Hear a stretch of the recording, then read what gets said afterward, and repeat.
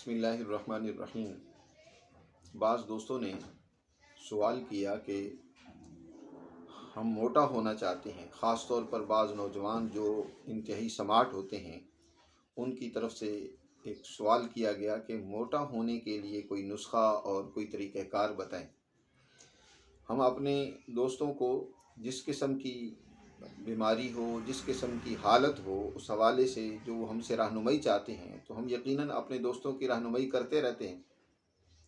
پہلی بات تو یہ ہے کہ موٹاپا کوئی اچھی چیز نہیں ہے، کوئی صحت کی بات نہیں ہے۔ اگر جسم سمارٹ ہے تو یہ اللہ کا شکر ادا کرنا چاہیے، وگرنہ موٹاپا زیادہ امراض کا باعث بنتا ہے۔ لیکن بسا اوقات انتہائی انسان جسم اس کا کمزور اور لاغر ہوتا ہے کہ اس کی وجہ سے جسم کے اندر جو ہے خوبصورتی بھی نہیں رہتی، اور یہ ہے کہ جسم وہ اپنی پوری توانائی اور طاقت سے بھی محروم ہوتا ہے۔ اعتدال کے ساتھ جسم کا بہترین خوبصورت ہونا یہ بھی ضروری ہوتا ہے۔ تو جو دوست کمزور ہوں اس حوالے سے، اور خاص طور پر بچیاں آج کل اس میں بہت زیادہ اس بیماری کے اندر مبتلا ہیں کہ جسم انتہائی کمزور ہوتے ہیں، اس کی وجہ یہ ہے کہ در حقیقت بچیاں کھانے پینے کے حوالے سے بھی سستی کا اظہار کرتی ہیں، اور جو خوراک کھاتی ہیں وہ جسم میں بجائے صحت اور توانائی اور طاقت پیدا کرنے کی الٹا بیماری اور کمزوری پیدا کرتی ہیں۔ تو میرے عزیز دوستو، آج میں بہت ہی آسان سی غذا بتانا چاہتا ہوں جس کے نتیجے میں جو بچے یا بچیاں وہ اپنے اندر جسم کو بڑھانا چاہتے ہوں، جتنا بڑھانا چاہتے ہوں، انشاءاللہ اس کو استعمال کریں گے تو بفضل ہی تعالی چند دن کے استعمال سے اس کے اچھے اثرات و نتائج ان کو معلوم ہوں گے۔ کرنا یہ ہے کہ ایک تو اس کے لیے واک نہایت ضروری ہے۔ یاد رکھیں کہ بعض حکماء، میرے پاس کئی لوگ ایسے آئے کہ جنہوں نے کسی حکیم سے یا کسی ڈاکٹر سے کوئی ایسی سٹیرائڈ دوائی کھا لی کہ وقتی طور پر تو جسم بہت پھول گیا اور بڑھ گیا، لیکن اس کے نتیجے میں جسم میں بہت زیادہ امراض اور کمزوریاں پیدا ہو گئی۔ یہ یاد رکھیں، کبھی بھی ایسا نہ کرنا، یہ انسان کے لیے انتہائی تباہی اور بربادی اور پریشانی کا باعث ہے، بہت زیادہ امراض کا باعث بن جائے گا۔ اس لیے آپ نے کوئی بھی ایسا طریقہ اختیار نہیں کرنا جو فطرت سے ہٹ کر ہو، دوائیوں کے ذریعے سے، اور پھر دوائیاں بھی ایسی جو سٹیرائڈ قسم کی ہوں، ان سے ہر صورت میں اپنے آپ کو بچائیں۔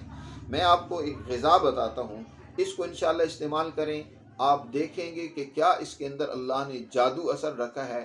چند دن آپ استعمال کریں، جب اعتدال کے ساتھ آپ کا وزن بڑھ جائے تو پھر اس کو چھوڑ دیں۔ زیادہ اس کو بھی نہ استعمال کریں کہ جسم کو زیادہ بڑھانا بہر صورت یہ کوئی سمجھداری کی بات نہیں ہے، کوئی صحت کی بات نہیں ہے۔ آپ نے کرنا یہ ہے کہ 2 مٹھی چنے بھنے ہوئے چنے 2 مٹھی لے لیں، ایک دائیں جیب اور پاکٹ میں ڈال لیں، دوسرا بائیں جیب میں ڈال لیں۔ آپ نے صبح کے ٹائم خالی پیٹ آپ نے سفر شروع کر دینا، واک شروع کر دینی ہے۔ آپ پہلے ایک مٹھی کے جو چنے ہیں ان کو ایک ایک چنا کر کے چباتے جائیں اور واک کرتے چلے جائیں۔ جب وہ ختم ہو جائیں، جہاں ختم ہو جائیں وہاں سے واپسی شروع کر دیں۔ اب دوسری مٹھی جو ہے چنے ایک ایک کھانا شروع کر دیں۔ آپ اس طریقے سے، ضروری نہیں ہے کہ باہر پارک میں جائیں، اپنے گھر کی چھت پر یا گھر میں جہاں بھی آپ چہل قدمی لازمی کریں، یعنی واک لازمی کریں، چلنا شروع کریں۔